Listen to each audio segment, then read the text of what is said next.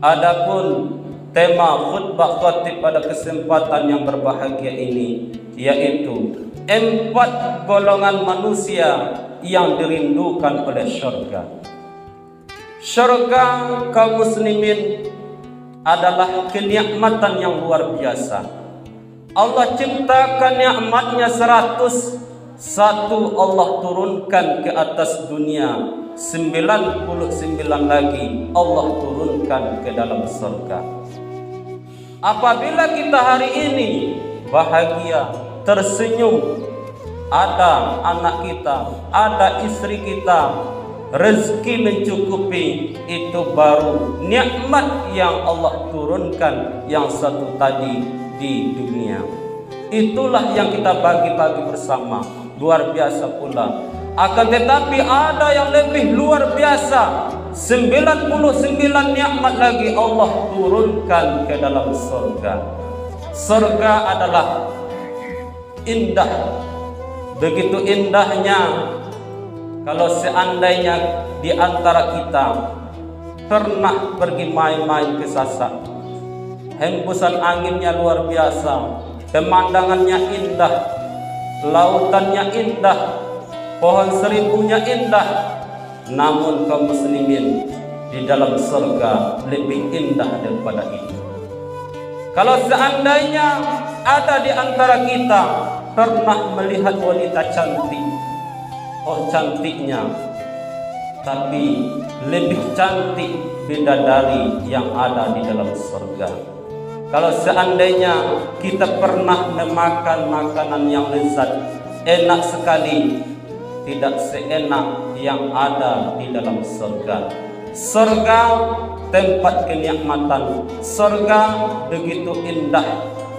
Kaum muslimin sidang jamaah Jumat rahimakumullah, surga itu bentuk utuhnya digambarkan di dalam hadis qudsi, a'dadtu li ibadi sholihin ma la a'yunun ra'at wala uzunun sami'at wala khatara qalbi.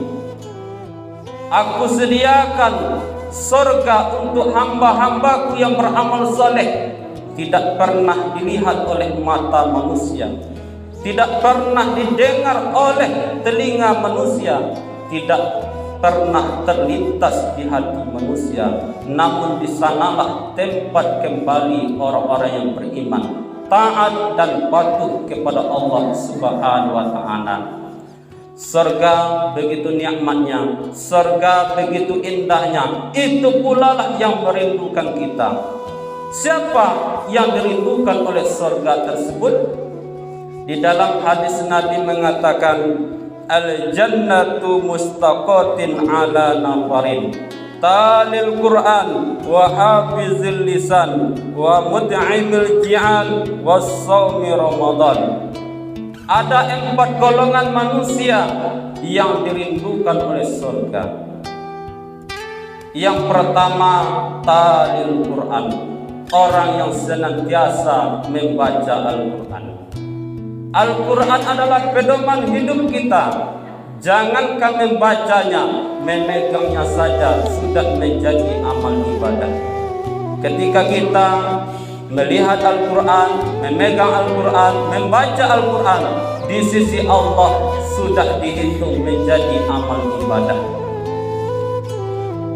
Sebagaimana di dalam hadis Nabi mengatakan, man qara'a harfan min kitabillah walahu bihi hasanatun wal hasanu bi asyri bi amsalihha. Siapa orang yang membaca 1 huruf saja dari ayat-ayat suci Al-Quran, yang 1 huruf itu dinilai oleh Allah Subhanahu wa taala dengan 10 kebaikan. La aqulu alif lam harfun, dan aku tidak mengatakan alif lam itu 1 huruf, walakin akan tetapi alif harfun, alif itu 1 huruf, lam harfun, lam itu 1 huruf, mim harfun, Min itu satu huruf. Apabila kita membaca alif lam mim saja, itu sudah dihitung oleh Allah Subhanahu wa taala dengan 30 kebaikan, 30 rahmat yang Allah turunkan kepada kita. Oleh karena itu kaum muslimin, kalau ada waktu kita, walaupun agak 5 menit, 1 menit, luangkanlah membaca Al-Quran setiap harinya, walaupun 1 ayat atau 1 lembar setiap harinya. Karena apa? Karena orang yang senantiasa membaca Al-Quran dirindukan oleh surga. Yang kedua, orang yang dirindukan oleh surga, wa hafizil lisan, orang yang senantiasa menjaga lisannya, orang yang senantiasa menjaga lidahnya, menjaga perkataannya. Suatu ketika Luqmanul Hakim dipanggil oleh tuannya, wahai Luqmanul Hakim, kesini kamu. Iya tuan. Ada apa tuan? Aku perintahkan kepadamu, sembelih 1 ekor kambing, kemudian engkau pilih bagian mana yang terbaik.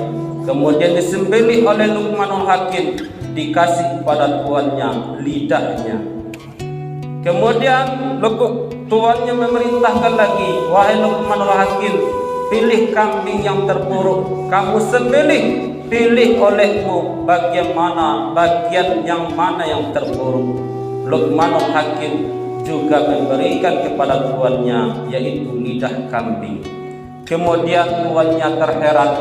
Tuannya ini bertanya kepada Luqmanul Hakim, ada apa ini? Apa maksud semua ini, wahai Luqmanul Hakim?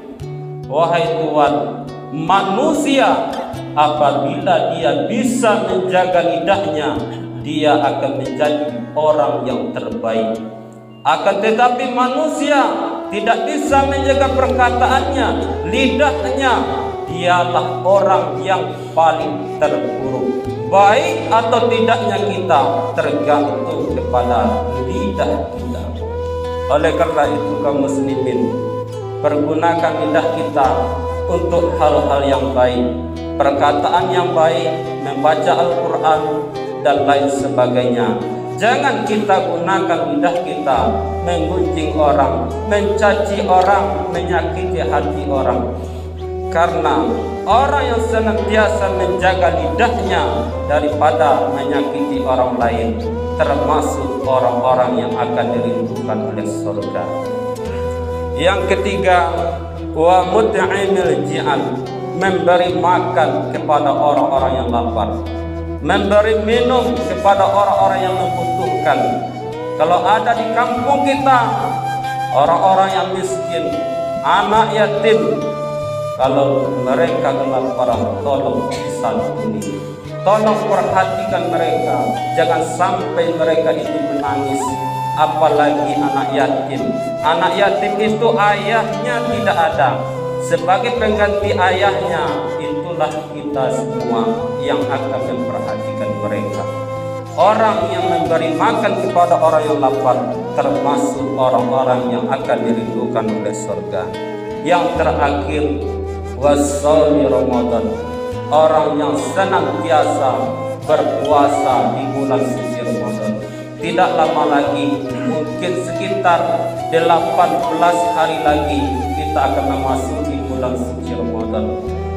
Mudah-mudahan panjang umur kita, sehat badan kita. Mudah-mudahan kita berjumpa dengan bulan yang mulia, bulan ampunan, bulan yang penuh keberkahan.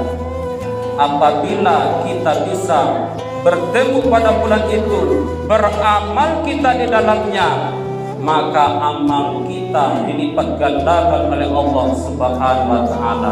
Apabila kita dapat mengerjakan amal sunnah saja di dalam bulan suci Ramadan, sama nilai pahalanya dengan mengerjakan amal ibadah wajib di luar bulan suci Ramadan.